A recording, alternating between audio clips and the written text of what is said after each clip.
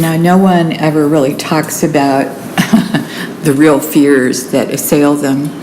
And the Lord just has been speaking to me to share some stories from my life, places where He helped me to overcome fear. Sometimes not very gracefully, but nevertheless. One of probably the first ones, were times after my parents died. My mother died, December 67. My father died February 69, so 14 months apart. And, we're just getting over the shock of my mom dying, and then my dad died.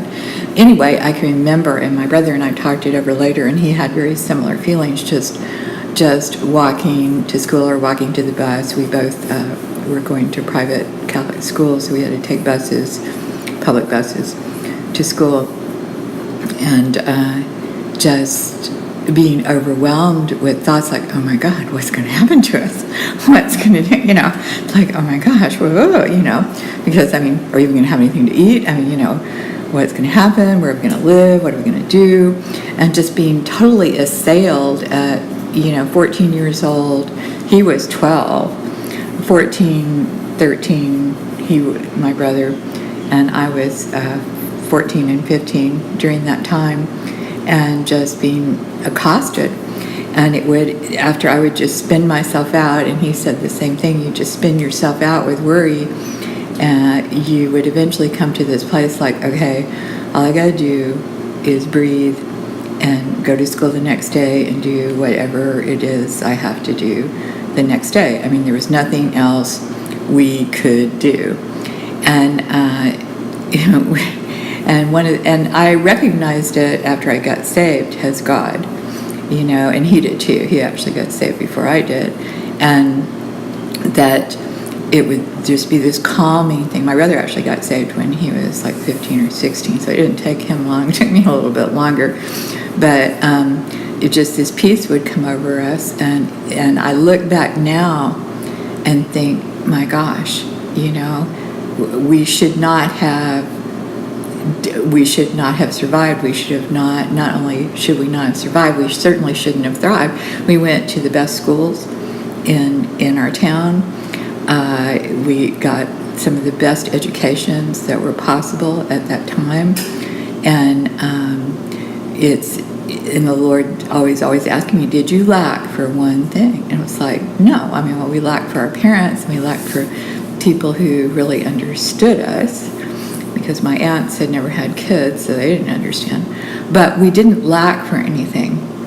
And later on, as I grew in the Lord just said, that opening of your parents dying allowed me to step in and be your father more than you would have ever imagined. Because it's true, it says when father and mother forsake you, the Lord takes you up and he becomes your father. So it gave him a wider opening in his life. And our friends, people around us would just kind of look at us like, and the favor of God was upon us strictly in every area. So